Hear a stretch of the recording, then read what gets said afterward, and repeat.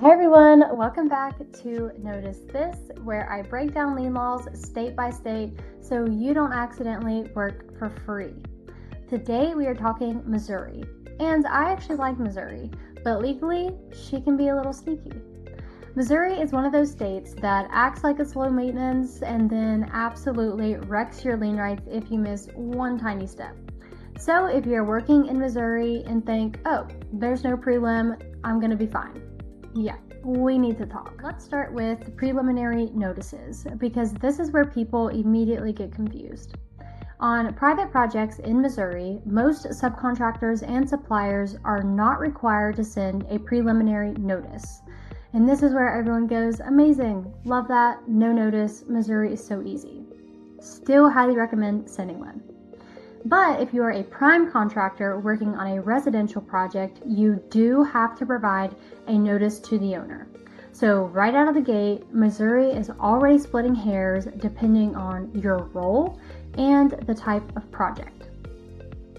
So now let's flip to public projects because it is completely different rules. There are no mechanics liens on public jobs, so instead you are dealing with bond claims. And if you want to protect your right to make a claim on that bond, you typically need to send a notice within 90 days of your last furnishing of labor or materials. So now we've got private projects equals mostly no prelim with exceptions, but still recommended, and public projects equals notice required to protect bond rights. Two totally different rule books depending on the job. Missouri really said, let's keep it interesting with that one. Now here is where Missouri really likes to humble people. Before you can file a lien, you are required to send a notice of intent to lien. Now let me say that again because this is the step that people miss.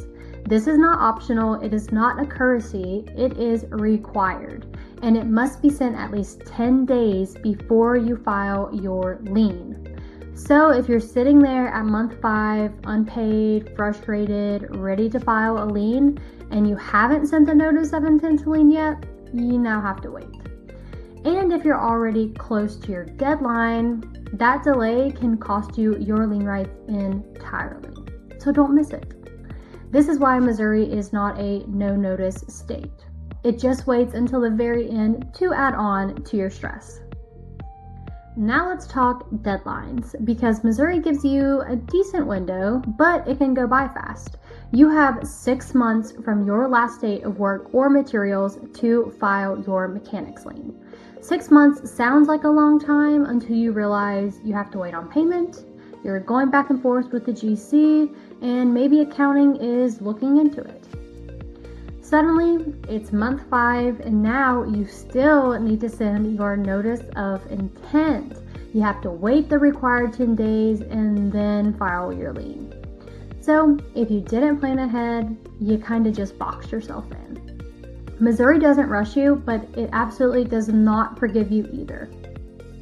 Here's the reality. Most companies don't lose their lien rights because they didn't do the work. They lose them because they either didn't know the rules or they assumed one state worked like another. Or sometimes they even waited too long to take action. Missouri is a perfect example of that. It looks simple on the front end, but it requires precision on the back end.